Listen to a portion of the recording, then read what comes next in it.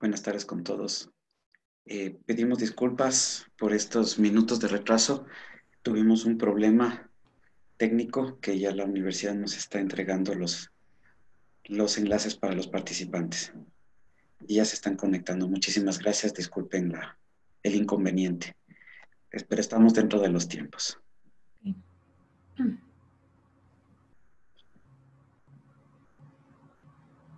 Sí, Irina, no se logra conectar.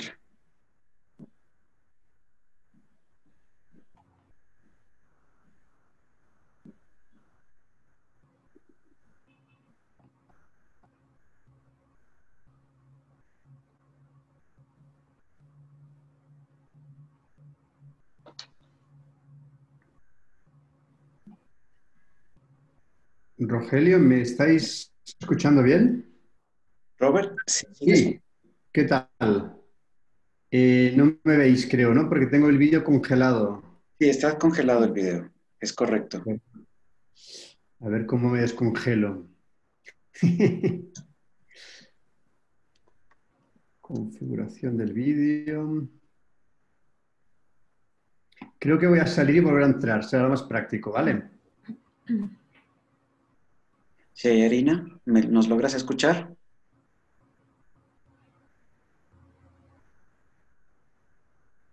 Sí, yo Listo. Ahora sí estás como panelista, Shearina. Perdón, ¿prendes tu audio? Perfecto. La tecnología.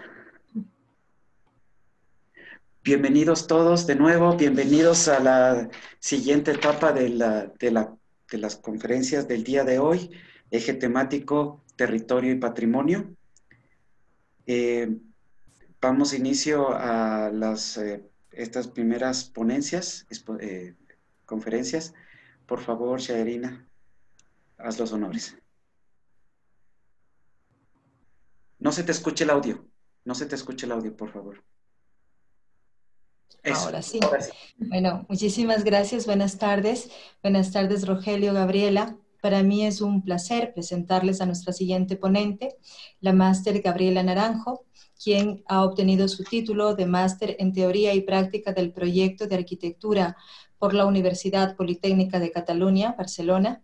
Es arquitecta por la Pontificia Universidad Católica del Ecuador. Es un gusto. Cuenta además con una especialización en Historia y Crítica de la Arquitectura y el Urbanismo otorgado por la Universidad de Buenos Aires y tenemos el placer de contarla entre nuestras docentes a tiempo completo en las ramas de Taller, Teoría e Historia de la Arquitectura, Dibujo, Análisis y Crítica. En el campo de la difusión, entre sus obras más representativas y sus aportes en congresos nacionales e internacionales, podemos resaltar las conferencias de la morfología de la calle a la compactación urbana, estrategias aplicadas en una propuesta para el eje del tren en Quito, presentada en el 2019 en México, del encargo particular a la solución universal 2019 Casa Rensor, presentada en Ibarra también en el año 2019, y generación de criterios para definición y clasificación del espacio público abierto en Ecuador, también en 2019. Con todos nosotros tenemos el gusto de escuchar a la máster Gabriela Naranjo. Por favor. Gracias, Está Shaya. compartido para que puedas transmitir. Ok, ¿me confirman, por favor, que ya puedan ver la presentación? Se está proyectando. Muchas gracias. Ya, muchas gracias. Bueno, primero que nada, buenas tardes con todos. El día de hoy yo les voy a hablar sobre la situación del espacio público abierto en las ciudades de Quito, Cuenca y Ibarra. Esta ponencia sale gracias a un proyecto de investigación que se realiza gracias a la PUSE Matriz en Quito y se hace también en conjunto con la PUSE, con la sede Ibarra y con la Universidad de Cuenca. También esta investigación es parte del grupo SIT, Sostenibilidad, Innovación y Tecnología, un grupo de investigación de la Facultad de Arquitectura de la PUSE, y lo que ven ahí somos parte del equipo y las diferentes líneas que manejamos como investigación. Voy a iniciar comentando que el proyecto sobre espacios públicos abiertos, o el EPA-EC, como lo llamamos nosotros, lleva ya 2 años y medio de ejecución y se lo ha llevado a cabo gracias a 2 investigaciones. La primera, que fue un estudio comparativo de inventario, distribución y evaluación del espacio público abierto en Quito, Cuenca e Ibarra, y que se hizo con las personas que ven ahora ustedes en la fotografía, parte de Cuenca, Quito y también un chileno.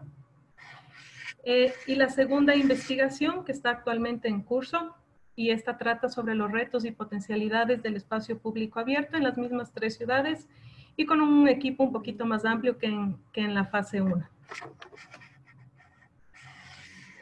¿Cuál es el objetivo de nuestra investigación? En un principio fue el determinar la cantidad de suelo designado como espacio público, su distribución y calidad en las 3 ciudades de estudio, Quito, Cuenca y Ibarra, generar un diagnóstico comparativo del espacio público entre estas diferentes zonas urbanas que además tienen distintos tamaños en el Ecuador, para que en una segunda etapa, que es la que estamos ahora cursando, podamos hacer un estudio de percepción que permita determinar qué porciones de suelo son potenciales de espacios públicos. Para cumplir nuestro objetivo, iniciamos por entender algunos aspectos generales, si se quiere, del espacio público. Primero la definición, luego la clasificación tipológica, luego la cantidad de suelo que está destinada a este bien ciudadano, luego la distribución y proximidad, y luego la calidad. Como ven en gris, la percepción y potencialidad son justamente lo que está en proceso ahora en esta parte del proyecto. Voy a iniciar contándoles sobre la definición y la clasificación tipológica. Para entender de inicio en nuestro estudio, iniciamos por buscar a qué se llama espacio público en el Ecuador. Y nos encontramos que en los documentos oficiales y normativos no existe un consenso. Es decir, hay tantas definiciones de espacio público como documentos que se puedan encontrar. Y por lo tanto, esta ambigüedad lo que está causando es que dependiendo de la ciudad o dependiendo del documento que cada uno de nosotros consulte, un mismo espacio puede ser considerado espacio público o puede que para otro documento no sea considerado espacio público. Por lo tanto, nuestra búsqueda se expandió a la literatura internacional. Lo que están viendo aquí es el cuadro de resumen de los 26 documentos consultados para lograr definir espacio público abierto. Lo que tenemos acá arriba son los criterios que más frecuentemente se usan para describir el espacio público, y aquí están los 26 documentos. A medida que estas barritas se van poniendo más oscuras, significan los conceptos que tienen más prevalencia. Por ejemplo, un espacio público dice que debe ser un espacio con funciones recreativas, cívicas o naturales, que tiene que ser accesible a todo el público. Y, por ejemplo, uno de los conceptos que tiene menor frecuencia o que lo encontramos menos es espacios de propiedad privada, por ejemplo, o también que sean promotores de equidad. De esta manera, nosotros nos aventuramos a lanzar nuestra propuesta sobre lo que es un espacio público abierto para el Ecuador. Y decidimos que es un área verde, un espacio abierto, no construido, con propósito recreativo, cultural, cívico, natural, accesible a toda la comunidad de manera irrestricta y gratuita. Primordialmente, aunque no exclusivamente de propiedad pública, capaz de albergar variedad de usos y acomodar a usuarios diversos, fomentando la inclusión y la equidad social, idóneo para aportar a la protección de los ecosistemas y a la sostenibilidad de los asentamientos humanos. Para el tema de clasificación tipológica tuvimos que realizar un ejercicio similar al anterior, ya que nuevamente a nivel nacional no contamos con una clasificación oficial. De acuerdo a la literatura, determinamos que se deben tener 2 clasificaciones, una que llamamos macro y que contempla unos aspectos más generales de los espacios públicos, y una micro que contempla unos aspectos, si se quiere, más específicos.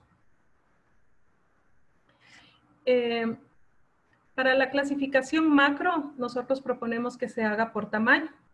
Y contemplamos, en este caso, 6 tipos de espacios públicos. Los EPAs que le llamamos de bolsillo, los barriales, los sectoriales, los zonales, los EPAs de escala urbana o los metropolitanos, y obviamente pusimos unos tamaños.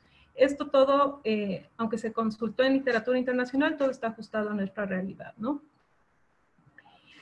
Para la definición micro, o la clasificación micro, hicimos también un estudio de prevalencia. Nuevamente se utilizaron 13 documentos que están enlistados en esta parte de acá, también de literatura internacional y nacional, y para ver cuáles son los tipos más comunes que se enlistan generalmente en la literatura.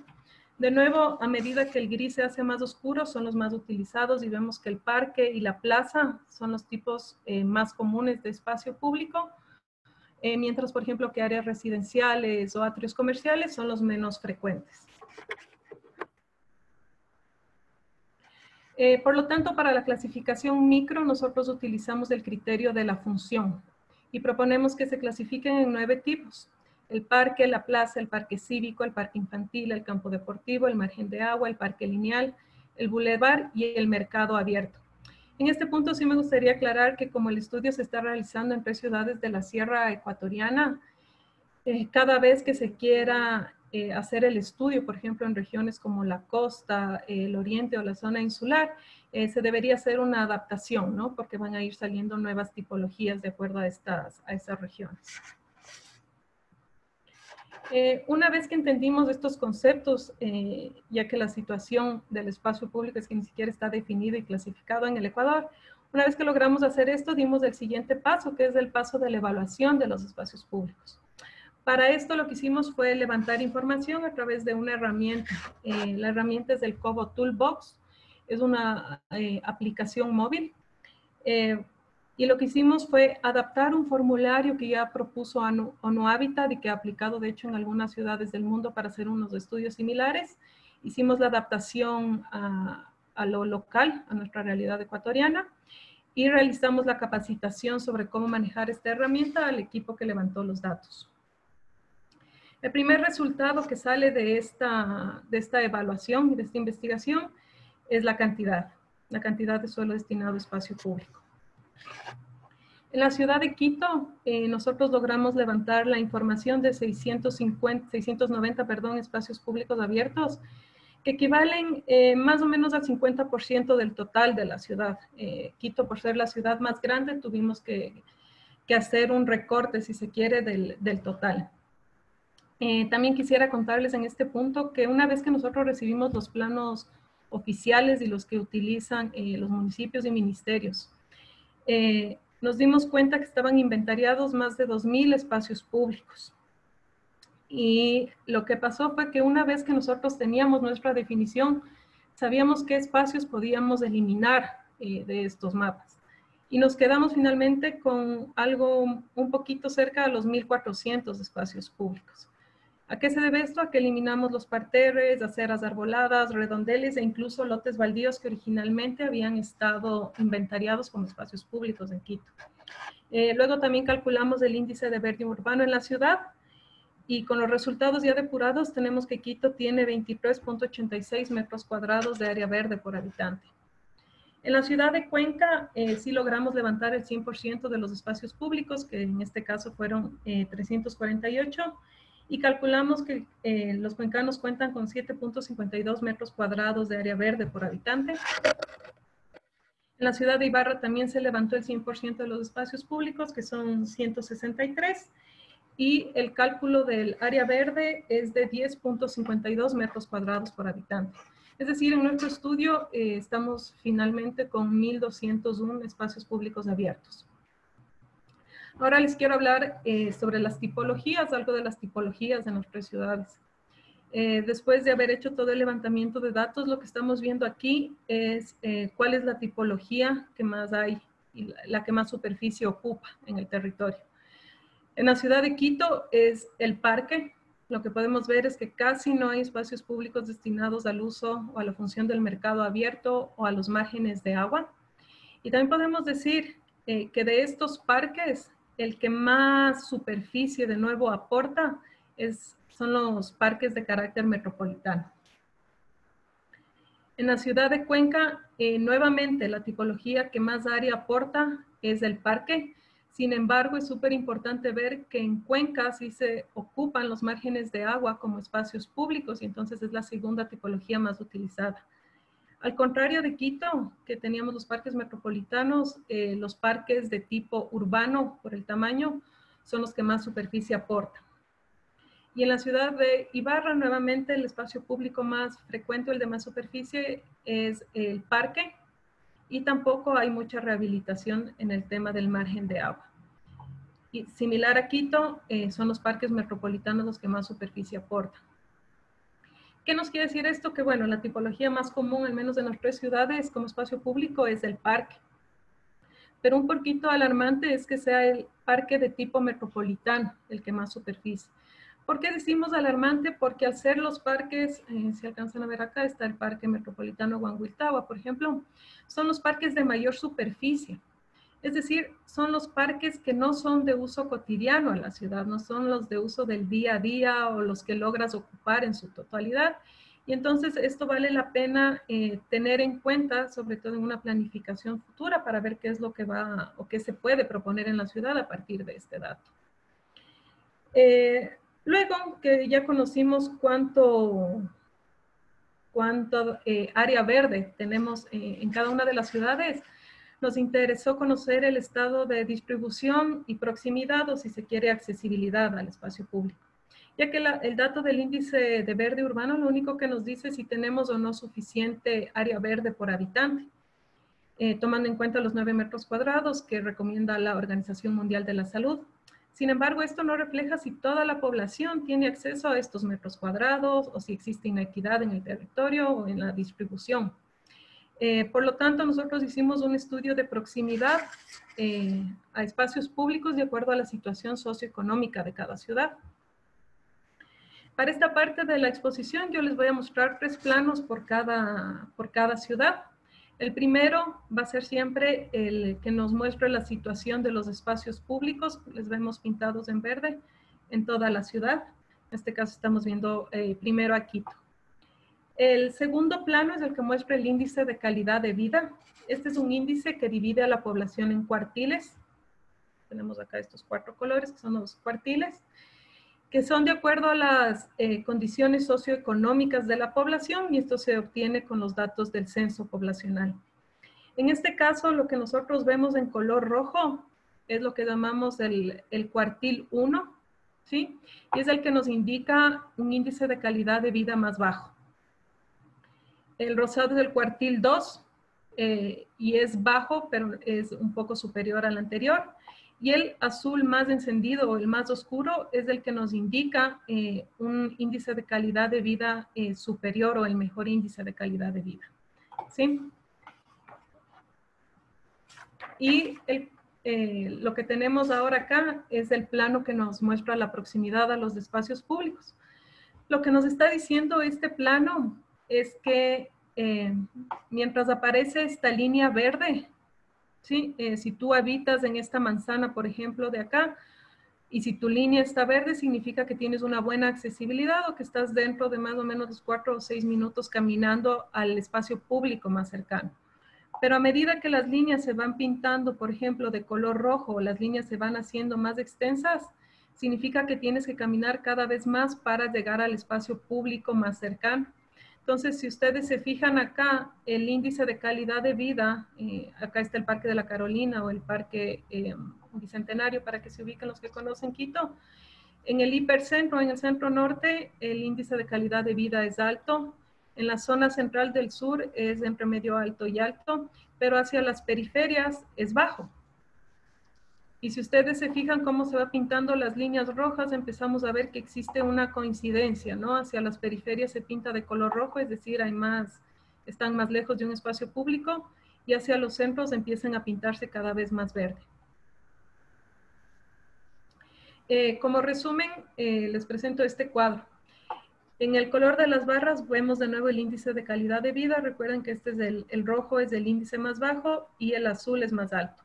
Y lo que vemos aquí es la distancia a pie caminando. Lo que nos quiere decir este cuadrito es que el cuartil 2, 3 y 4 pueden llegar a un espacio público en más o menos hasta 6 minutos caminando, lo cual es bastante bueno. Sin embargo, en el cuartil 1, el que tiene el índice de calidad de vida más bajo, hay partes del territorio en que les puede tomar casi 95 minutos caminando llegar al espacio público más cercano, ¿no? Entonces vemos que sí hay una relación entre la proximidad y el índice de calidad de vida o el nivel socioeconómico.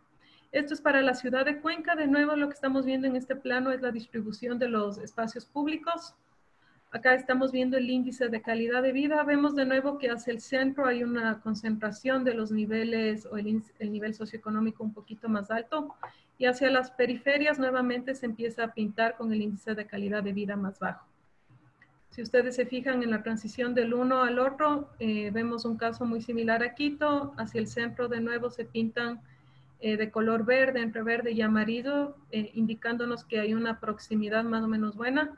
Y sin embargo, de nuevo a las periferias, como vemos acá, se pinta el color rojo, quiere decir que estamos muy distantes de un espacio público.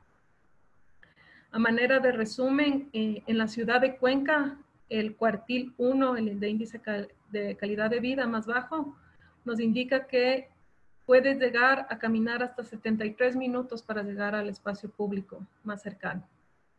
Y este es el de la ciudad de Ibarra, de nuevo la distribución de los espacios públicos en la ciudad.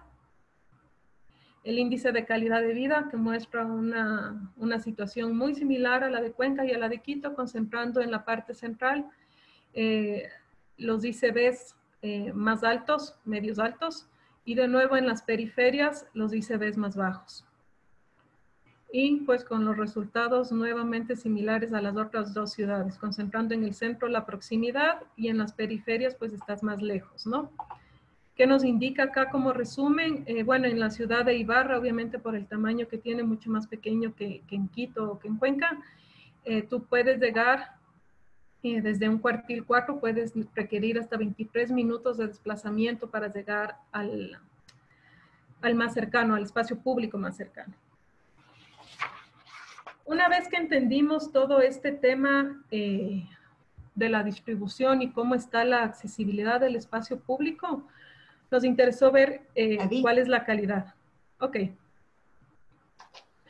Para la calidad lo que hicimos fue, de todo el levantamiento de datos que hicimos, sacar unas dimensiones y variables que nos permitan medir justamente los temas de calidad.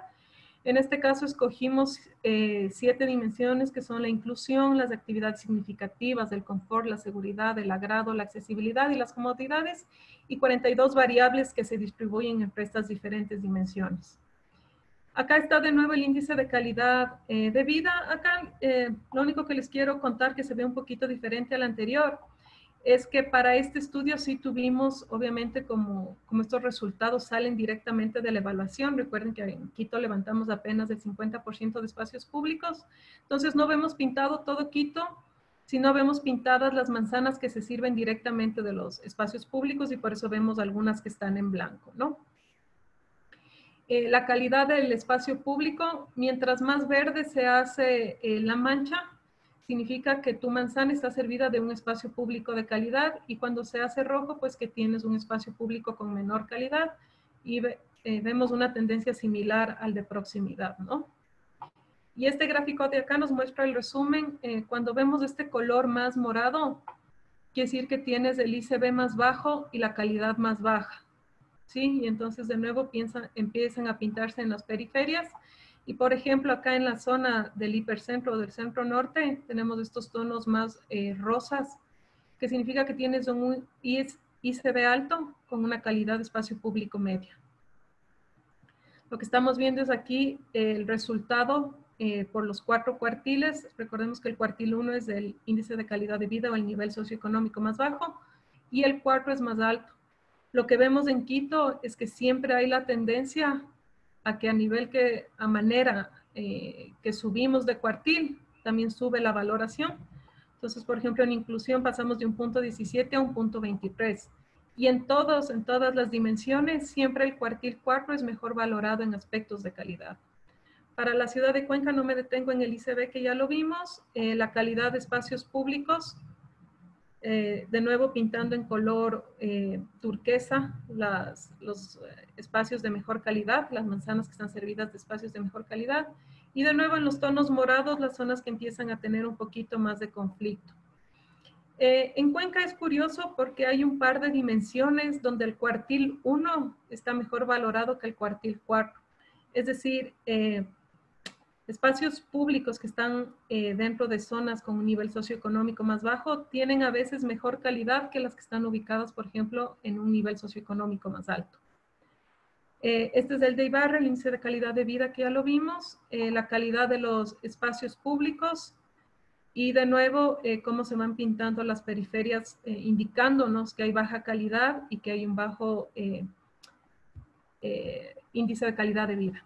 Lo que vemos acá, nuevamente las barras, un comportamiento exactamente igual al de Quito, es decir, a medida que tu nivel económico es más alto, la calidad de espacios públicos a los que tú tienes acceso también son más altos.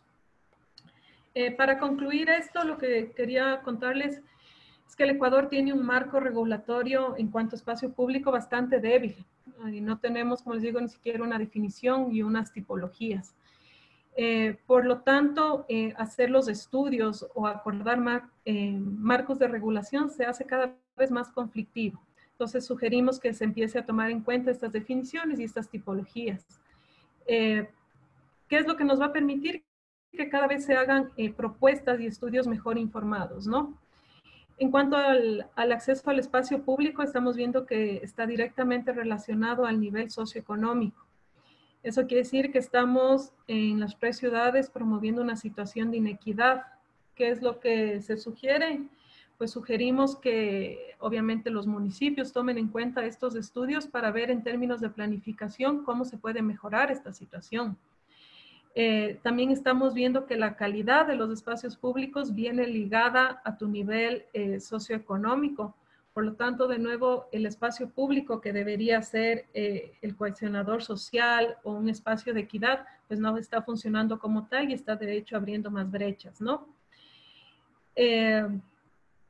Quisiéramos recalcar que el espacio público está jugando un rol fundamental en las ciudades y por lo tanto entender la situación que tiene el espacio público y no quedarnos en el tema tibio del índice de verde urbano que nos da unos números irreales. Es súper importante comprenderlo, insisto, con miras a la planificación y al Quito, al Cuenca y al Ibarra que vamos a querer en un futuro. Gracias. Muchas gracias, Gaby, por tu presentación. Tenemos algunas preguntas, muchos saludos del público, pero bueno, vamos a dar preferencia a las preguntas. Para hilar un poco el tema, me voy a permitir alterar el orden de la llegada. María Mercedes Andrade pregunta si la definición de espacio público abierto viene en contraposición a otra de espacio público cerrado. Sí, lo que pasa es que en la literatura también podemos encontrar espacios públicos cerrados.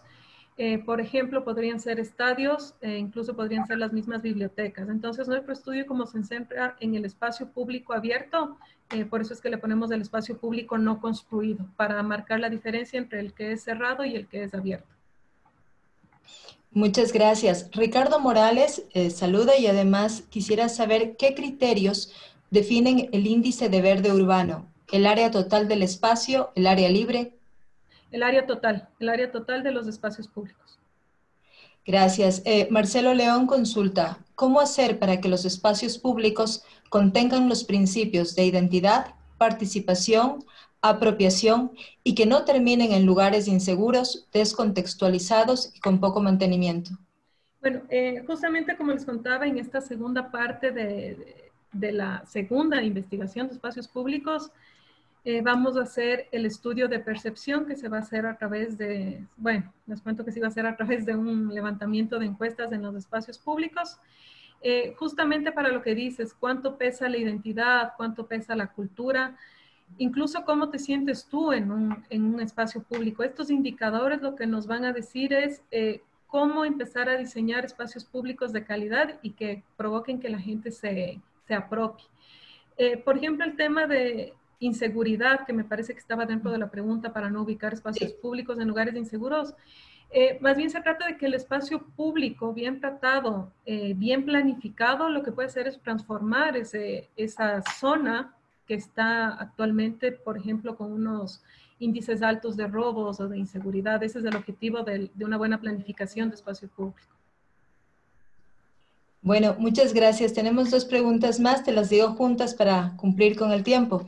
Bien, pues. Diana Rodríguez pregunta qué criterios se han considerado para obtener el índice de calidad de vida, y Ricardo Morales considera que, dice, me parece que es una investigación complementaria, se podría abordar los mecanismos de producción de suelo público y su flexibilización en el tiempo producto de las presiones de lucro urbanizador.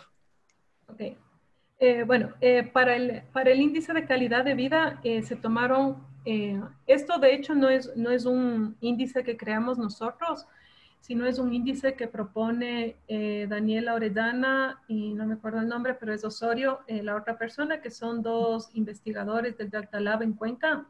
Ellos tienen el estudio sobre el índice de calidad de vida, y lo que hacen ellos es filtrar algunos datos del censo. Por ejemplo, cuando te preguntan a ti en el censo cuál es tu educación, por ejemplo, o si tienes en tu casa, no me acuerdo si es, por ejemplo, una refrigeradora, un televisor, o cuál es tu ingreso promedio. Entonces, todos estos datos, ellos lo que hacen es calcular y generar este índice de calidad de vida.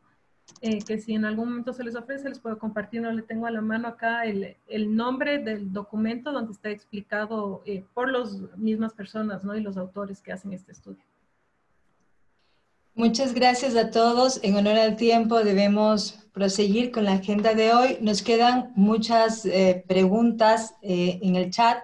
Nosotros se las haremos llegar a Gabriela, y en la medida en la que la tecnología nos permita, seguramente pronto recibirán una contestación. Muchos éxitos y muchas gracias. Muchas gracias, Clary.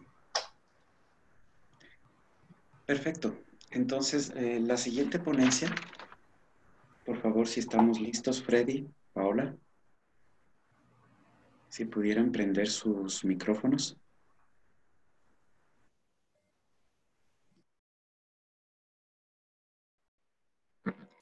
Buenas tardes, ¿nos escuchan? Sí, te escuchamos. Bueno, mil disculpas que no contamos con cámara, pero aquí estamos. Listo. ¿Vas a tener oportunidad de presentar o quieres que yo presente sus presentaciones? No, sí podemos compartir pantalla si nos dan el permiso, ¿no? Está autorizado para todos los panelistas. Voy a hacer yo la presentación para ustedes. Gracias. Listo. Comenzamos lo que son las ponencias que fueron concursadas justamente para poderse presentar en este Congreso Internacional del Paisaje. Esta es la primera ponencia y, como ustedes saben, también existe una mesa paralela que se está desarrollando en este momento con otras ponencias. Damos la bienvenida a Freddy Mena Mora y a Paola Cristina Vallejo Choes con el nombre de la ponencia: Análisis y valoración de la calidad paisajística de la ciudad intermedia como aporte a la gestión territorial de los gobiernos locales municipales. Freddy es arquitecto por la Universidad Central del Ecuador, magíster en gestión ambiental, doctor en ingeniería gráfica, geomática y proyectos por la Universidad de Extremadura, técnico de la Asociación de Municipalidades del Ecuador, técnico municipal en áreas de catastro y planificación en los municipios de Cuyabeno, Quito, Saquicilí y San Miguel de Bolívar, exdocente de la Universidad Central del Ecuador y de la Universidad Técnica de Cotopaxi. Desarrolla su trabajo en las líneas de investigación, gestión municipal, urbanismo, ordenamiento territorial, sistemas de información geográfica y paisaje. Consultor en planes de desarrollo, ordenamiento territorial, uso y gestión del suelo. Paola es arquitecta por la Universidad Central del Ecuador, magíster en conservación y administración de bienes culturales. Doctora en ingeniería gráfica, geomática y proyectos por la Universidad de Extremadura. Se ha desempeñado como subdecana y docente de la Facultad de Arquitectura de la Universidad Tecnológica Equinoccial, ex docente de la Universidad Central del Ecuador, actualmente docente de la carrera de Arquitectura en la Pontificia Universidad Católica del Ecuador. Desarrolla su trabajo en las líneas de investigación, movilidad urbana sostenible, patrimonio y cultura. Consultora en temas de patrimonio cultural, planes de desarrollo, ordenamiento territorial, uso y gestión de suelo. Les damos la bienvenida.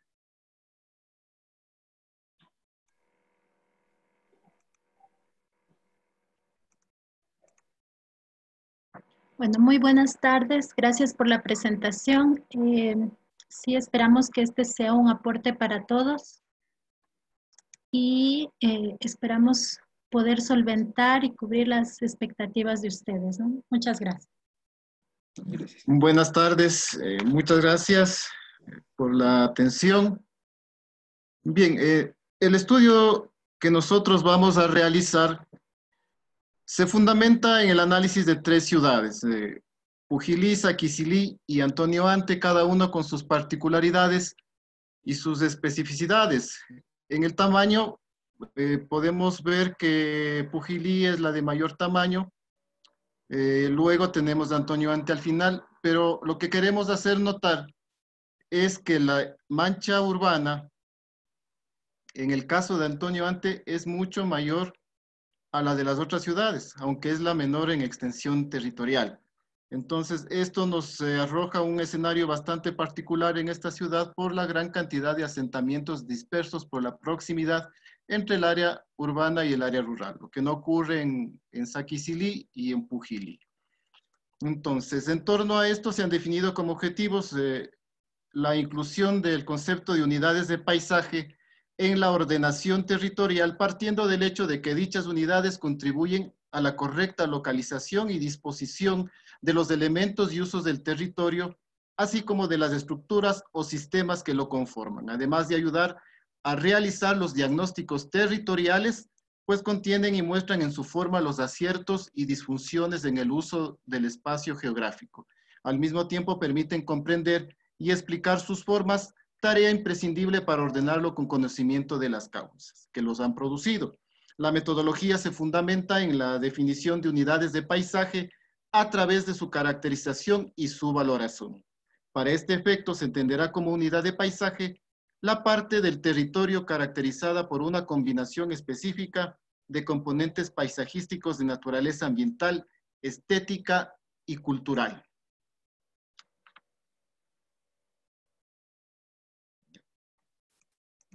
Queremos hacer una comparación entre lo que establece la Ley Orgánica de Ordenamiento Territorial, Uso y Gestión de Suelo y la metodología que se ha aplicado para estos estudios de caso. Entonces, dentro de la LOTU se establece claramente que para la elaboración de los planes de uso y gestión de suelo se definen 2 grandes componentes, un estructurante y un urbanístico. Dentro del componente urbanístico, para la definición de los polígonos de intervención territorial, uno de los elementos a analizar está precisamente la caracterización paisajística ambiental.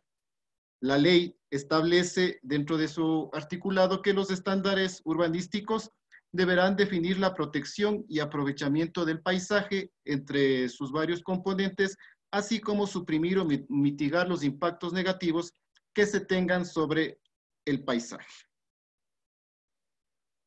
La metodología planteada establece que para la valoración del paisaje se abordan 2 ejes fundamentales que están relacionados con los atributos físicos y los atributos estéticos. Aquellos atributos físicos estarán definidos por los factores fisiográficos, por los usos actuales del suelo, la dimensión histórica del paisaje, que estará fundamentada en patrones urbanos, estructura parcelaria, tipologías de asentamientos en el territorio, tipologías constructivas, la distribución histórica de las actividades económicas en el territorio, la red de caminos de infraestructuras, así como las infraestructuras hidráulicas. Y dentro del eje de valoración estética se refiere a la forma, al color, a la línea, la textura, la escala y el espacio dentro de este entorno natural. Bueno, a diferencia de la ponencia anterior, nosotros hemos realizado este estudio hemos buscado ciudades intermedias. En este caso, la ciudad intermedia tiene de alguna forma tiene un papel mejor de relación como centros servidores de bienes y servicios, como centros administrativos, menor competitividad económica, articulan el territorio a través de sus redes de infraestructura a nivel local y nacional, lo que les dan gran importancia. A escala, son ciudades más gobernables no presentan altos problemas medioambientales y son centros urbanos equilibrados y sostenibles.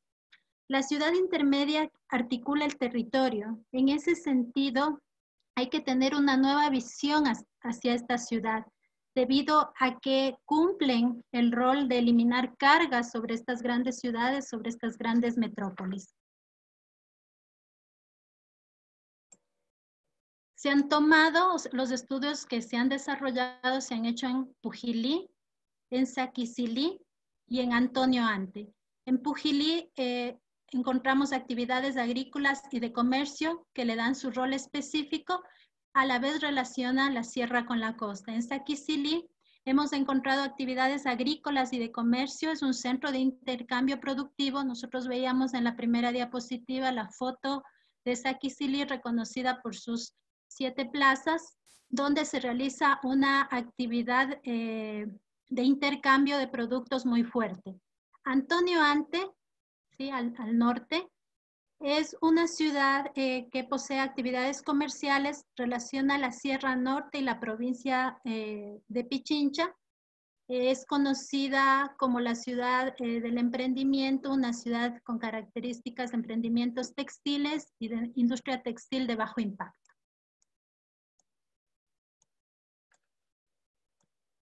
Las unidades de paisaje, de alguna forma el estudio las considera como porciones de territorio de características similares. De ahí que tienen un mismo carácter basado fundamentalmente en 4 componentes. El primero es el componente que estructura el territorio. Por ejemplo, los montes, la red de caminos, los ríos, las cuencas fluviales son elementos que van a estructurar y le dan definición a este territorio. Los elementos que determinan su utilización, entendidos como suelos agrícolas, suelos forestales o urbanos, que dan lugar a diferencias de percepción, ya que este elemento, la utilización del elemento, la utilización del territorio, posee diferentes texturas paisajísticas que se pueden apreciar. El tercer elemento son las dinámicas, las cuales contribuyen en la actualidad a modelar una imagen de la ciudad. Y el cuarto elemento es la tradición, es la cultura, ¿no? Son relaciones histórico-culturales que establece la población, entre la población con el paisaje. Aquí podemos determinar proximidad, vínculos emocionales, sentimientos de pertenencia. Para cada una de estas unidades de paisaje se han definido objetivos de calidad paisajística una vez hecha la valoración y su cualificación, entendiendo pues que para cada una de ellas se define un objetivo de calidad paisajística que con carácter genérico deberá ser de protección, gestión, ordenación o una combinación de todos estos. La definición de los objetivos de calidad paisajística deberá hacerse teniendo en cuenta las aspiraciones de la población, para lo cual es oportuno incluir siempre preguntas dirigidas a cumplir este fin en los procesos respectivos de consulta pública y a las valoraciones obtenidas en todo este proceso. Freddy, 2 minutos. ¿Ya? Como resultados de este proceso, para Saquicilí se han definido 4 unidades de paisaje. Un paisaje urbano en el centro localizado, un paisaje industrial, un paisaje agrícola y un paisaje agrícola natural. Para definir cada uno de ellos se han establecido las respectivas cualidades paisajísticas, se han definido aquellos elementos que degradan cada una de estas unidades y cuáles son los potenciales entre recursos paisajísticos culturales y los recursos paisajísticos ambientales. En el caso de la ciudad de Pujilí, de acuerdo a la metodología, se establecen 7 unidades de paisaje, cada una definida dentro de una área específica de acuerdo a la delimitación actual. En estos 2 casos, la valoración arroja que su calidad visual oscila entre una calidad visual baja y media. Es decir, que debido a las actividades fundamentalmente antrópicas, desorden en las actividades comerciales de producción, el deterioro y la no conservación del patrimonio edificado hace precisamente que se encaje dentro de estos dos niveles de calidad visual. En el caso de Antonio Ante, se tiene, es un estudio que todavía no se lo concluye, sin embargo, de acuerdo al estudio que se está llevando adelante de la formulación del plan de uso y gestión de suelo, se han definido los polígonos de intervención territorial en el área rural. La idea es convalidar la metodología actual que establece la ley vigente con la metodología de formulación de objetivos de valoración de la calidad del paisaje y establecer un aporte hacia esta normativa que se encuentra vigente. Como conclusiones, podemos detallar que la metodología aplicada para la evaluación del paisaje permite el establecimiento de clases de gestión del paisaje. El carácter del paisaje viene determinado principalmente por 4 elementos básicos que ya habíamos indicado, como son la forma, línea, color y la textura, cuyo análisis determinará su variedad. La evaluación de la calidad identificará de forma sistemática en todo el paisaje los impactos visuales, potenciales asociados con las actuaciones de predecir y estimar su magnitud de afectación a la calidad del paisaje. Con la aplicación de estos programas se pretende mitigar los problemas ambientales de la ciudad ocasionados por la dispersión de los asentamientos humanos a través de acciones preventivas que impliquen un bajo costo económico y un impacto positivo en la población. Finalmente, la delimitación de unidades de paisaje dentro del territorio permite visualizar a la ciudad más cerca y entender su comportamiento en el transcurso del tiempo, permitiendo de esta manera al gobierno local planificar eficazmente. Muchas gracias. Eso es la presentación que teníamos por hoy. Muchísimas gracias. Muchas gracias, Freddy. Muchas gracias, Paola. Qué bestia. Los tiempos en el Internet es una locura. Pero tenemos que avanzar. Les pido mil disculpas. Tengo un mensaje por interno para que yo les sé llegar a ustedes, ¿sí? Pero vamos a tener que ya dar inicio aquí a Robert de Pau en la siguiente segunda ponencia. Yo les envío por interno, ¿de acuerdo? Muchísimas gracias. Robert. Gracias. Un gusto. Hasta luego. Muy buenas tardes, Robert. Vamos a dar inicio con su ponencia. Yo le voy a presentar. Listo, ya lo encontré. Bueno, Robert de Pau Solé, espero haber pronunciado su nombre correctamente, es arquitecto superior y máster en arquitectura de la Escuela Técnica Superior de Arquitectura de Barcelona, de la Universidad Politécnica de Cataluña, revalidado en la Universidad de Sao Paulo en el 2015. Beca programa Erasmus Mundus, también de TU Delft, de Holanda. CEO,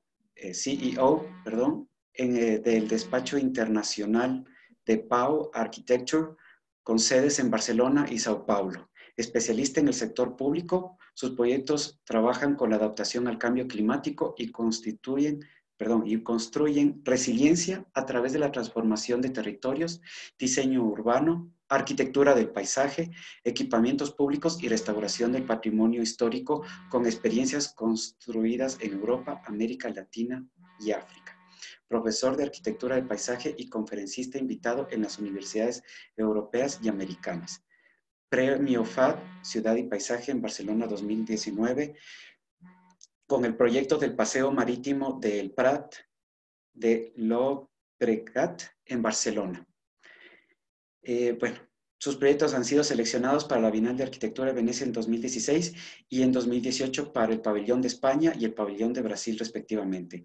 Además, sus proyectos han sido publicados en los principales medios especializados. Robert va a darnos la ponencia con el título Desafíos en la rehabilitación urbana y ambiental del Parque Lagoas do Norte en Teresina, Brasil. Discúlpenme el portugués.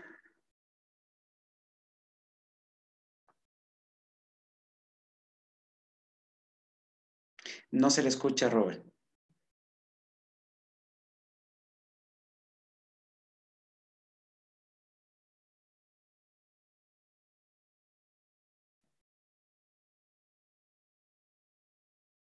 Yo le puedo prender el audio. Está Creo prendido su audio. que ahora sí, ¿verdad? Sí. Perfecto.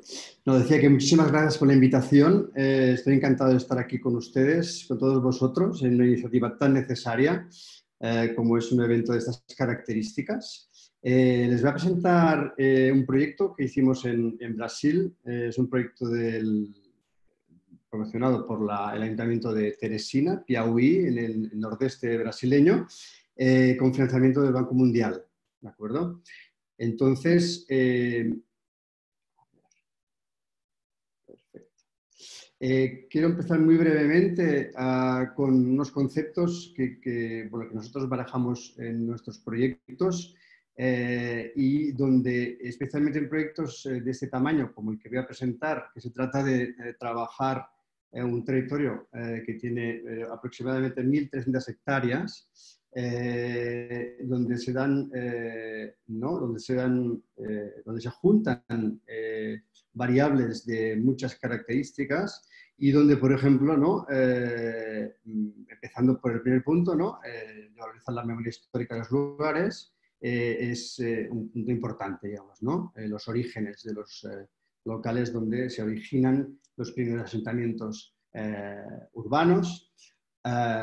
Por otro lado, trabajamos para humanizar los espacios libres, donde todo el mundo pueda se movimentar y estar tranquilo y, digamos, desde un punto de vista de espacio pacificado, donde el peatón y el ciclista pues, puedan ser los protagonistas y el coche se quede a un lado. Proyectar ciudades inclusivas donde todo el mundo se vea representado, en el sentido de que no hayan barreras arquitectónicas.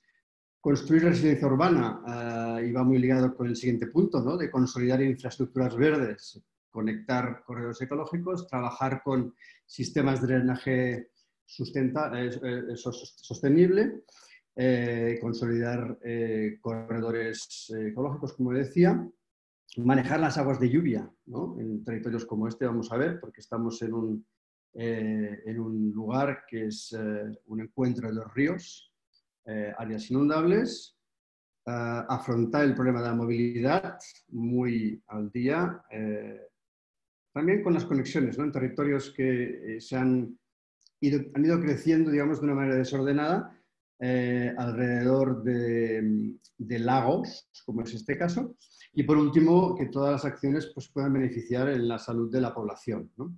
Vamos a ver el proyecto. Voy a presentar bastantes imágenes. Voy a intentar ir rápido para que, bueno, quien quiera pueda cuestionar, hacer preguntas, etc. Voy a estar cronometrarme aquí. Tengo menos minutos porque ya empecé. Vamos allá. Estamos en un terreno, en un lugar, digamos, con estas condiciones. Son fotos muy rápidas para contextualizar. Donde la precariedad, digamos, de las viviendas, ¿no? Queda reflejado en esta fotografía. Son construcciones que se han ido construyendo alrededor de lagos, construcciones que, digamos, han ido ocupando el lugar para tener, ¿no? Con ansias, digamos, de ampliar horizontes a nivel de patios, a nivel de construcciones. Tenemos que tener en cuenta que son familias que viven juntas, viven no solo el núcleo familiar principal, sino con hermanos, con hijos, etc. Y un lugar donde es importante la cerámica, digamos a nivel de atractivo turístico. Un lugar donde no existe colecta de alcantarilla, las aguas grises y negras discurren directamente por la calle. Como decía, se van ganando terreno encima de los lagos, ¿no? Van depositando descontroladamente pues tierra o todo tipo de escombros, etc. Pero donde hay vida, ¿no? Podéis ver aquí a mano derecha y abajo, donde hay unas tortugas que se llaman cágados, que son sobrevivientes. La actividad ceramista es uno de los atractivos, como decía, turísticos y uno de los puntos de referencia a nivel de producción local, ¿no? Estamos en Teresina, en el estado de Piauí, una ciudad de unos 800.000 habitantes. La región de los lagos del norte estuvo aquí arriba, en la confluencia entre el río Parnaíba, que es divisor entre estados. A la derecha tenemos Piauí, a la izquierda Maranhão, y donde llega el río Potí, que es este de aquí, ¿no? Que va a desembocar al área de trabajo, digamos. Este es el río Potí, y aquí a la izquierda quedaría el río Parnaíba. Veis, bueno, todas estas manchas verdes y más oscuras serían los lagos. Es una región con 13 barrios, aproximadamente no llega a 100.000 habitantes, ¿no? Pero bueno, con 12 lagos. El programa Lagoas do Norte fue, como decía, promocionado por el Ayuntamiento de Teresina. Recibió un financiamiento del Banco Mundial y se hizo por áreas, ¿no? Por fases, ¿no? La primera fase es el área 1, que está aquí abajo. Nosotros no intervenimos. Intervenimos en el área 2, 3 y 4, digamos, ¿no? Vamos más para adelante. Todo se inició con un master plan, de acuerdo con un programa de necesidades. Es un territorio con muchas carencias a nivel, como decía, de alcantarillado, a nivel de calidad de las aguas de los lagos.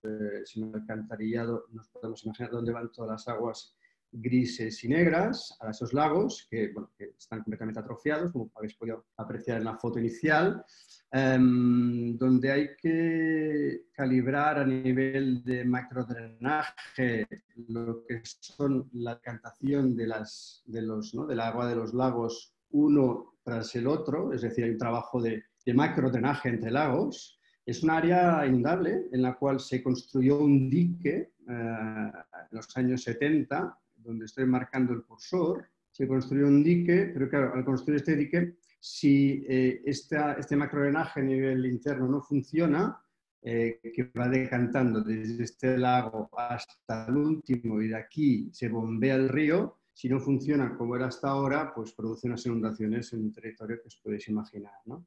Bueno, vamos para adelante porque tengo bastantes fotos, pero bueno, a nivel de establecer red de ciclovías, a nivel de itinerarios ecológicos, programas educativos ambientales, construcción de nuevas viviendas para la gente que, digamos, que se tiene que expropiar su casa debido a varios temas, construcción de escuelas, iluminación pública, arborización, etc.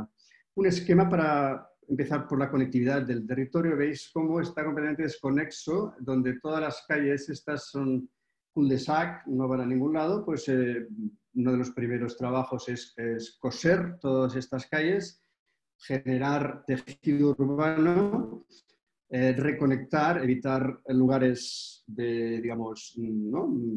oscuros, peligrosos, donde no se permite, ¿no? la socialización, y a partir de allí pues, establecer cuáles son los recorridos peatonales y regenerar lo que son los márgenes de los lagos a nivel de parques lineales y que ayudan, digamos, a establecer una articulación mejor a nivel interno en el barrio. ¿Qué quiero decir con eso? Actualmente todas las casas están, podemos decir, sellando lo que serían los márgenes de los lagos. Eso quiere decir que cuando vas por la calle no aprecias que estos lagos existen. Pues vamos a revertir esta situación, ¿no? Y aquí, bueno, toda la arborización, toda la infraestructura verde que fuimos trabajando. Este es uno de los planos que trabajamos a nivel de remoción de la gente, de expropiación de la gente por varios motivos, que después podemos entrar en detalle, pero uno de los principales es, bueno, el riesgo de inundación, por esta área de inundación. Hay otro motivo que sería área de preservación permanente, que sería la APP.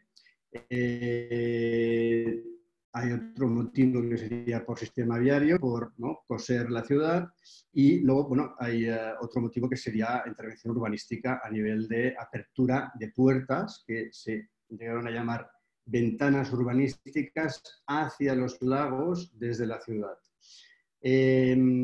el plano fue creciendo de esta manera, se fue generando de esta manera. Ya veis que todos los barrios ya están cosidos, con vivienda social en el mismo lugar para no desestructurar y no desequilibrar socialmente a la gente que se ha deslocado. Hay un punto importante que sería el encuentro de las aguas, donde se genera, es este de aquí, donde se genera un polo de atracción, un polo cultural, un lugar fantástico, que es este de aquí, donde actualmente el dique que hablaba antes, pues discurre por esta carretera, que es de ida y venida. Aquí está el parque del encuentro de las aguas y donde se genera todo un plano, digamos, ¿no?, de impacto a nivel de desviar lo que es la circulación más para abajo, doblando lo que sería las vías de acceso, quedándose el remanescente de vía que antes discurría por aquí encima, como paseo peatonal. Bueno, se aprovecha lo que es el dique para establecer unas gradas, unos graderíos que dan hacia un parque, pues para shows, etcétera. Se genera una plaza para un futuro museo del barro, porque esta es el lago de las Olarías, ¿no?, de los alfareros. Se genera... Perfecto, gracias. Se generan estos balcones hacia el río, el parque del encuentro de las aguas y por último pues un complejo deportivo en el otro lado. Esto sería el plano topográfico y algunas imágenes de referencia, ¿no?, del lugar donde estaba hablando ahora, donde se incorpora pues un centro una posible área para centro de conversiones para viabilizar económicamente también el mantenimiento de esos lugares. Fuente interactiva, el área de shows, ¿no? Podéis apreciar arriba el estado actual y abajo la perspectiva de cómo será, el paseo encima del dique. Se propone un mirador hacia el encuentro de los ríos y esta imagen, por ejemplo, da para ver que ¿no?, lo sellado, ¿no?, el perímetro que tiene la ciudad respecto a los lagos. Aquí hay un lago, aquí hay otro. Estamos viendo 4 lagos. La operación hace como que se abren, ¿no?, en ciertos lugares esas ventanas urbanísticas, ¿no? Vamos allá. Aquí el impacto de la gente que hay que remover y algunas imágenes de antes y después con perspectivas de trabajo muy rápidas. Por ejemplo, esto es un canal donde se hace accesible con vegetación, con paseos, pavimentos. Esto es uno de los lagos. Este es otro lago. Por ejemplo, aquí existía pues un lugar para lanzar escombros discriminadamente, ¿no?, como podéis ver en esta foto. Abajo está la perspectiva con todo el complejo deportivo que se está construyendo en este momento. Realmente sí, el tiempo se está acabando. Aquí tenemos el complejo de las nuevas viviendas, las plazas públicas con todo tipo de generación de espacio, más permeable, más impermeable, los centros administrativos para los parques y, bueno, ya por último, la escuela. Una escuela para 1.200 alumnos, una escuela de tiempo integral. Digamos que hemos tenido la oportunidad de generar esta escuela en un proyecto que, ¿no?, dentro de un parque que también hemos generado nosotros, con lo cual hemos podido integrar esta escuela dentro de este ámbito. Y por último acabo con esta foto, con estas perspectivas, que, bueno, con la educación, ¿no?, que es muy importante para estas zonas. Y bueno, la última, de hecho, es esta, donde ya se puede ver que ya se está ejecutando el plan bueno, por fases, digamos, ¿no?, porque es muy grande y poco a poco se va ejecutando. Muchas gracias por vuestra atención. No sé si tengo unos minutitos para preguntas o si no. Muchísimas gracias. Sí, bueno, un minuto. La verdad es que el tiempo ha sido implacable en esta metodología de trabajo. Aquí me están escribiendo Marcelo León. Se ha considerado la articulación de los parches o teselas a través de corredores ecológicos y a su vez estos insertándolos al interior del centro poblado para generar continuidad en la conectividad de la biodiversidad existente. Sí, por supuesto. Esto se ha hecho Como decía en la foto esta, si se puede apreciar bien, donde, por ejemplo, si podéis ver esta calle aquí y estas casas de aquí, sin más, pasamos a la foto siguiente y vemos cómo se conecta todo lo que es este lago, que es el lago de Yacaré, a través de una acera, que no es una acera convencional, es una acera larga, es una acera ancha, una acera plaza, que combina con esta otra acera plaza que a su vez conecta con este lago y al final, donde estábamos esas casas, conecta con otra plaza, ¿no? Que, digamos, también con plantación exhaustiva de arbolado, trabajo de lo que son los márgenes, ¿no? de los lagos y, bueno, veis que todas ¿no? Todas las plantaciones de árboles, etcétera, están interconectadas. Por no hablar de que, lógicamente, con la implantación de alcantarillado público, estos lagos, ¿no? poco a poco van a recuperar sus condiciones de limpieza. La naturaleza es sabia, ¿no?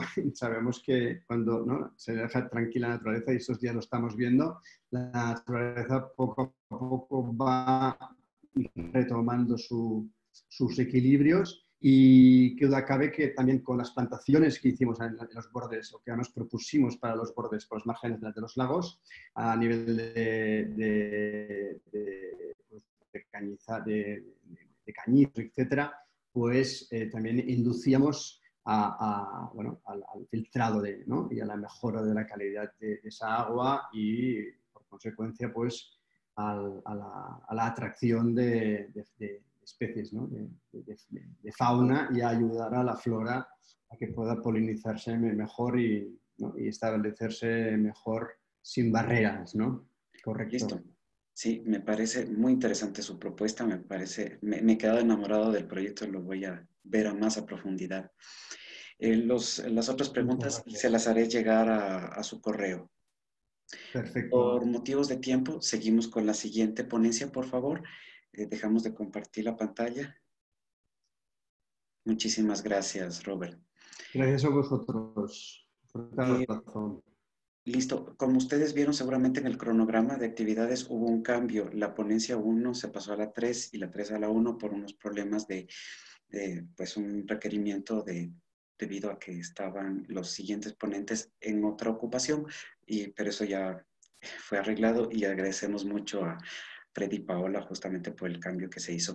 Tenemos ahora a la tercera ponencia, que se denomina el Proyecto del Paisaje como Adaptación al Cambio Climático del Distrito Metropolitano de Quito, una propuesta metodológica.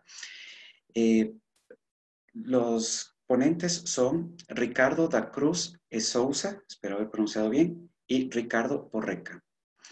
Ricardo da Cruz e Souza es arquitecto paisajista por la Universidad de Évora, Portugal, máster en arquitectura paisajista por la Universidad de California, Berkeley, PhD en urbanismo por la Universidad Federal de Río de Janeiro, experiencia como profesor en universidades de Estados Unidos, México, Panamá, Colombia, Ecuador y Brasil. Desarrolló 2 programas de maestría en diseño de paisaje, uno en la Universidad Católica de Santiago de Guayaquil y otro en la Universidad Istmus en Panamá. Su trabajo se ha centrado principalmente en la contribución de arquitectura paisajista para la adaptación de ciudades al cambio climático, consultor del CAF, la ONU, autor de publicaciones y artículos científicos sobre paisaje, resiliencia, urbanismo ecológico y participación comunitaria. Ricardo Porreca es arquitecto por la UNI, doctor en diseño urbano y arquitectónico por la Universidad La Sapienza de Roma, Italia, arquitecto por la Universidad La Sapienza de Roma, profesor de la UTE, docente de diseño urbano en la maestría de urbanismo de la UTE y de teoría de planificación. Su trabajo se ha centrado principalmente en los problemas de vulnerabilidad urbana de la ciudad de Quito. Es autor de publicaciones y artículos científicos sobre humanismo sostenible, expansión urbana, built environment, espacio público, escala humana. Muchísimas gracias. Pueden proyectar y prender sus audífonos, sus audios, sus micrófonos, perdón. Gracias, Rogelio. Creo que Ricardo compartirá la pantalla. Hola.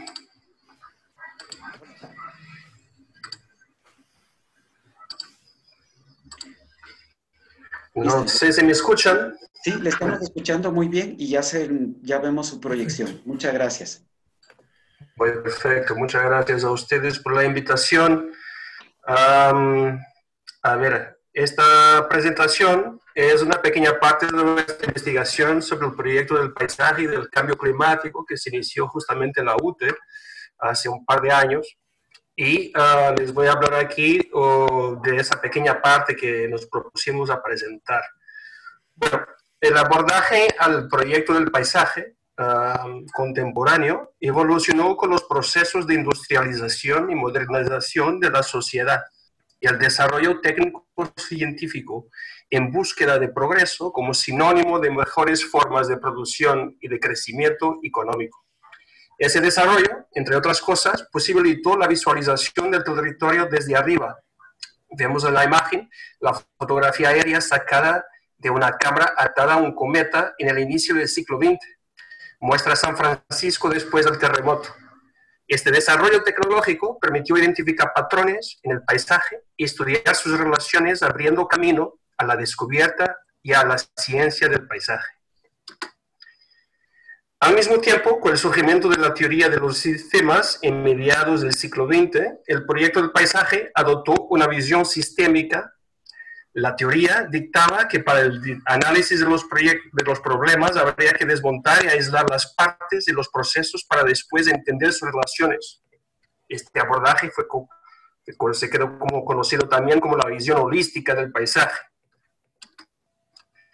Bueno, debido al éxito de la sociedad industrial en el proceso de modernización, hoy vivimos en una sociedad de riesgo, como todos podemos constatar con el formato de esta conferencia, ¿no? El cambio climático, nuevas enfermedades en pandemias, pérdida de biodiversidad, agotamiento y contaminación de los recursos naturales son amenazas provocadas por el humano. El riesgo climático viene destacándose por la cantidad de proyectos de lo que ahora reemplaza el concepto de sostenible en la retórica del discurso ecológico, el concepto de resiliente. La imagen es del proyecto BIG, ganador del concurso internacional de proyectos de hace 6 años, Rebuild by Design. Este concurso buscaba proyectos resilientes a los riesgos de incremento del nivel del mar, de tempestades y huracanes en la ciudad de Nueva York.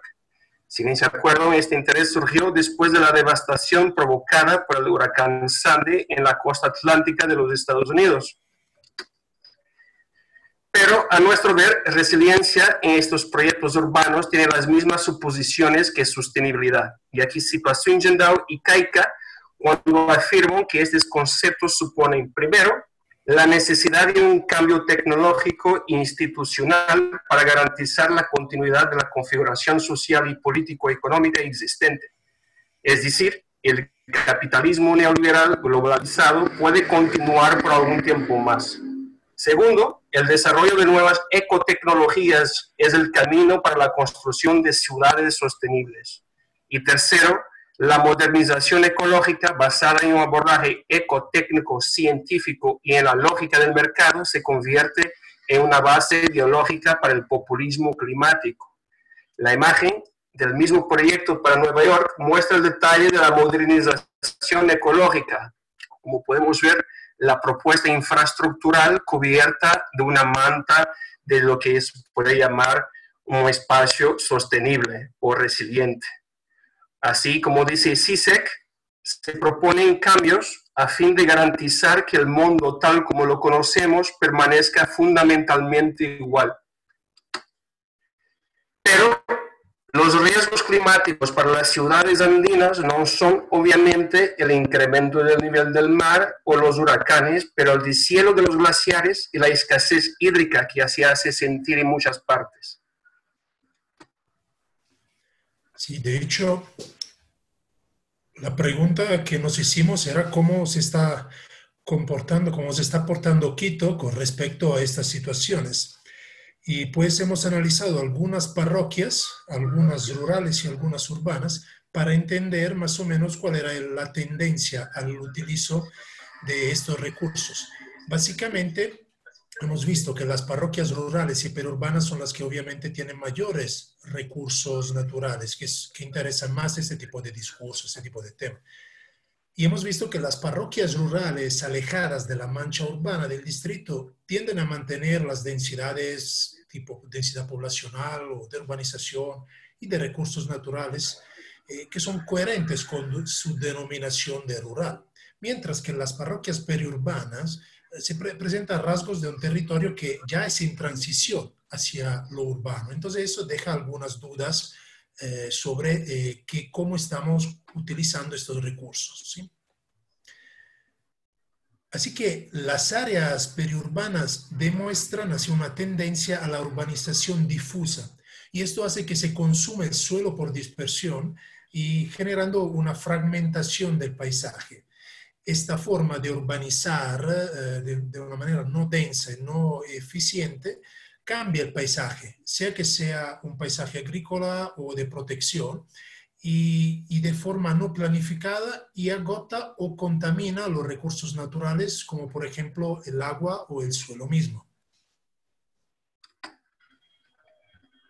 Las parroquias como Calderón, como se ven en esta imagen y en la siguiente, que es ubicada en la franja periurbana de Quito y demuestra esta tendencia al crecimiento difuso que incrementa los riesgos climáticos, pues inciden negativamente en su ciclo hidrológico, por un lado, y aumenta la superficie impermeable por el otro. Y esto crea un aumento de la temperatura debido al efecto de isla de calor. Y eso se reflexiona a la última imagen que mi colega mostró, ¿no? Del aumento de la temperatura, que es algo preocupante.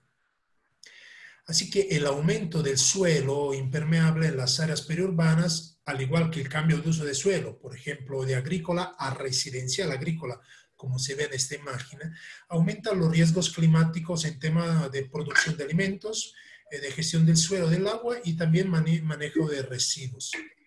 El escenario futuro, entonces, es de alto riesgo para la producción agrícola, la cual se irá a afectar negativamente, entre otras cosas. Por ejemplo, afectará el flujo de abastecimiento de la ciudad de Quito. Eso es uno de los riesgos que el cambio climático en realidad en las zonas periurbanas provoca, y hay una amplia literatura al respecto. El distrito metropolitano de Quito, aunque existan planos y estrategias locales y nacionales para mitigar y adaptar el territorio a la crisis climática, no tiene orientaciones de proyecto. En realidad, con la normativa existente, con la trayectoria de crecimiento neoliberal, la ciudad presenta rasgos como gigantismo, fragmentación, discontinuidad y privatización, entre otros, por lo que resulta difícil pensar actualmente resulta difícil pensar que de inmediato se pueda parar este crecimiento. Pero lo que se puede brindar, en cambio, de inmediato son herramientas para mejorar la gestión de los recursos a través de proyectos de paisaje.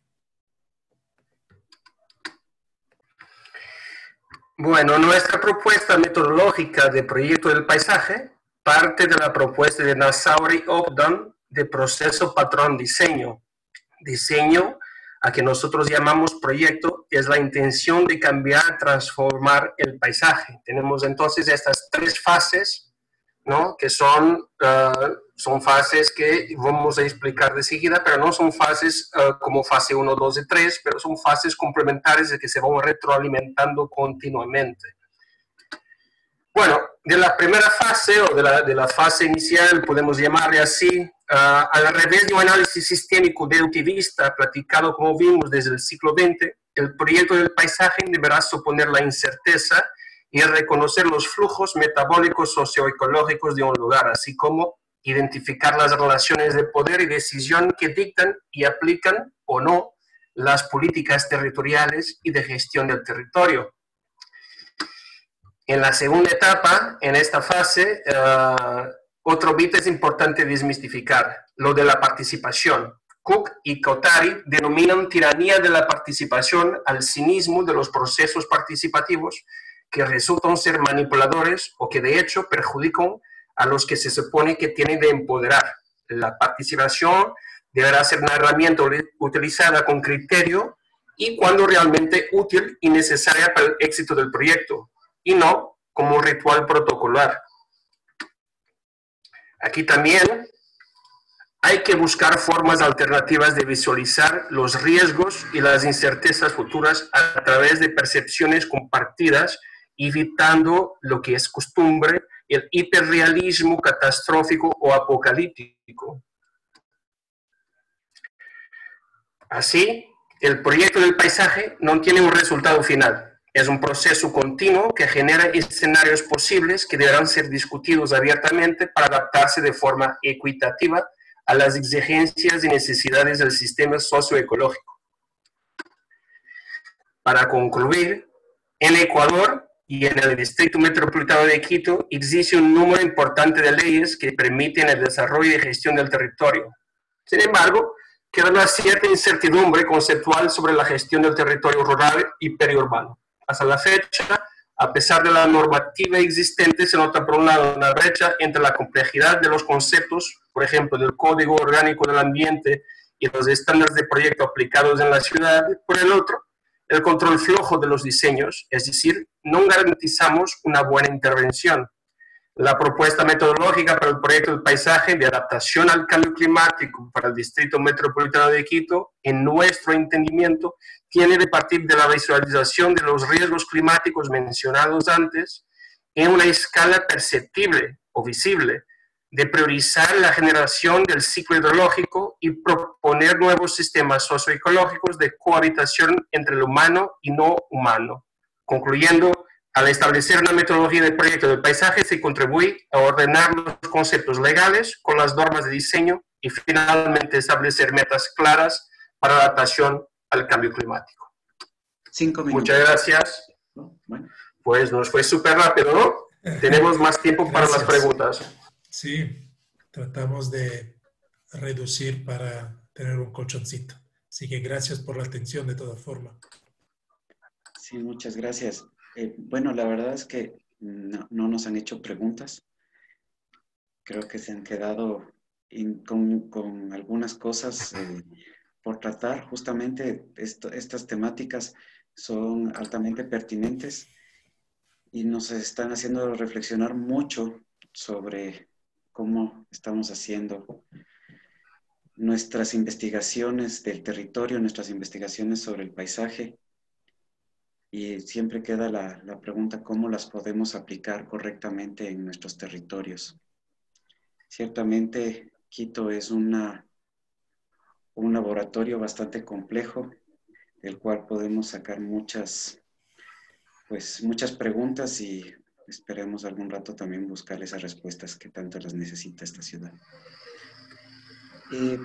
Estoy con un mensaje paralelo de Grace Yepes, la cual me está indicando de que quieren comenzar ya las conferencias magistrales porque está ya Saide presente y quieren avanzar lo más rápido posible. Ciertamente dentro del cronograma está un pequeño receso, pero sí les pediría a todos los presentes que por favor se conecten al siguiente enlace, porque ese sería el último enlace del día. Sí, les estoy mandando en este momento.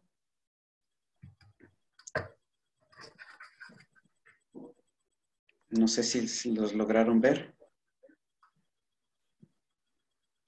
Que sería la sesión webinar 4, ¿sí?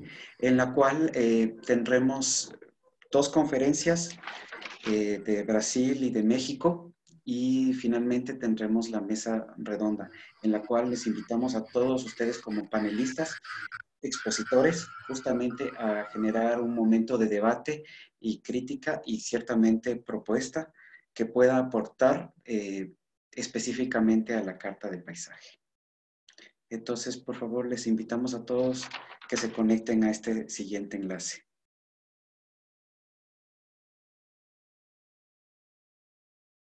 ¿De acuerdo? Las preguntas puntuales que me llegaron, les voy a compartir a ustedes directamente, ¿de acuerdo? Listo, Tengo gracias. tres preguntas, pero yo les voy a enviar a ustedes, ¿de acuerdo? Gracias. Entonces, por favor, conéctense los tanto ponentes como los participantes visitantes de este webinario. Muchísimas gracias. Gracias, Charina, no se te escucha. En todo caso, muchas gracias. Gracias, Ricardo. Muchas gracias a todos. Gracias, Ricardo. Gracias, Gracias, Nos Freddy. vemos. gracias. Muchas gracias. Hasta Hasta luego. Gracias.